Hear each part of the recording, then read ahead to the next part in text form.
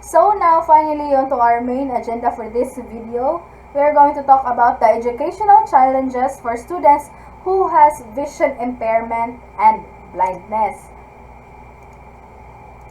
So education is a basic right in which every child must have the opportunity to achieve and maintain an acceptable level of learning. Education is the right of every child, which means must be respected, and no child should be denied for it and the opportunity to complete their education. This is according to UNICEF 2000. Among the different approaches to education, inclusive education is allowing all children to learn within school systems. According to this approach, not only normal students but also students with special needs are provided with specialized education in age-appropriate regular classes according to their special educational needs, according to Foreman 2002. Though the importance of inclusive education for students with different impairment is incontestable due to the different factors, its implementation remains ineffective.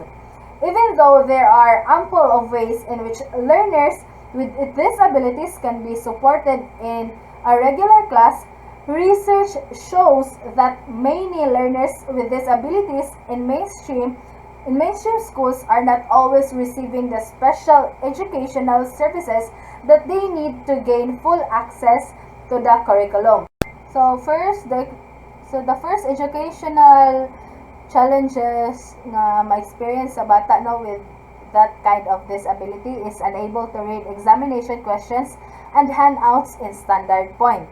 Then can't read their own handwriting when answering examination questions. Although they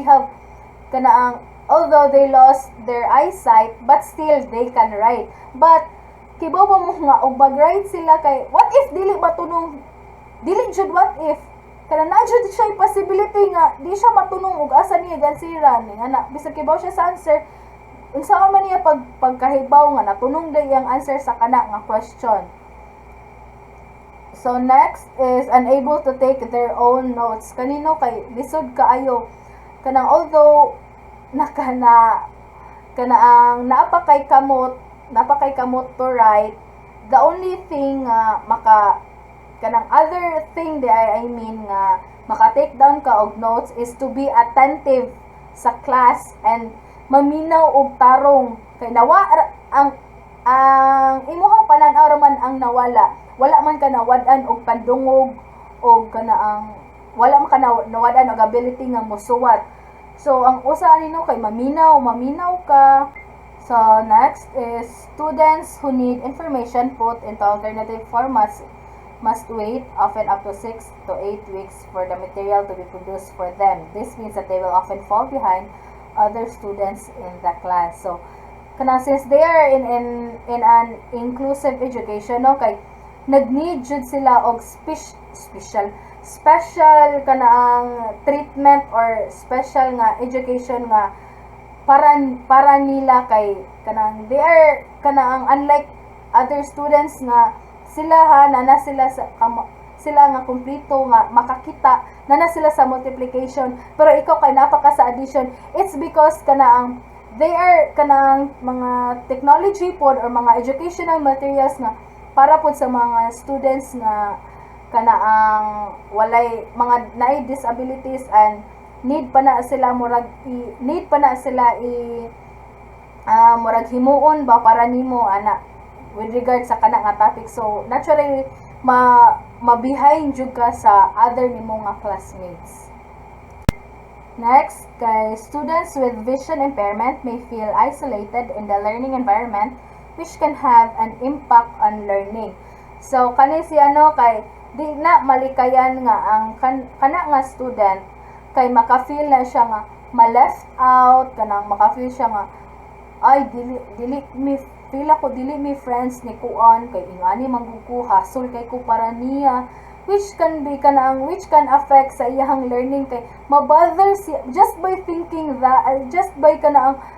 thinking nga mga ingana nga butang no mabother siya di na siya ka-focus sa iyang pag-learn kay Maghuna-huna naman siya siyang palibot nga uncomfy na kay siya, may nga na, so makapito na siya, usa na siya sa mga educational challenges nga ma-experience sa mga students with that kind of disability. And lastly, kay participation and interaction in tutorials may be limited. It is difficult for students who cannot see the body language and interaction for others to feel comfortable about participating. Judging when it's appropriate to interrupt or to take turn in discussion is partially difficult. So, example ani kay you are in a ang PE class. So, di ba ang PE class kay we all know nga ang magmura man siya mag-exhibition like it needs more body kanang movement ba mga daghan kay murag so betan ingani siya guys ingani ang pag-execute ani nga exercise ingani pagkuan so ikaw nga dili ka kakita kay maglisod kayo i-imagine lisod kayo din kanang after that mao na to kung giingon nga matudluan ka pero malate gyud ka matudluan ka nga ngani ni siya kay guidance pa need man ka og guidance ana ngani ni siya kuan so mo nang lisod kayo i-participate sa mga ingana gani kay di ka kakita og unsa pag-execute sa teacher ang kana nga movement or kana sa mong classmates di ka kasuon like if naay participation sa tanang students no if naay zumba unsa nimo pagsaya kung dili ka kakita sa kuan unless kung mag-make ka og imong own moves. So that's it. So look carefully at the picture then observe. So that is Braille, an alphabetical writing system. Braille is a tactile writing system used by people who are visually impaired, including people who are blind, deaf-blind, who have low vision, and it can be read either on embossed paper or by using refreshable Braille displays that connect to computers and smartphone devices. So kanang maunay ilara nang hikapon din nanay murag naka-emboss nga one dot mao na siya ang A, mao na siya napamutuod nga A na siya. Then if it's two dot with a specific placement mao na siya ang B, then mao na siya ang C, ayan na, and so on and so forth.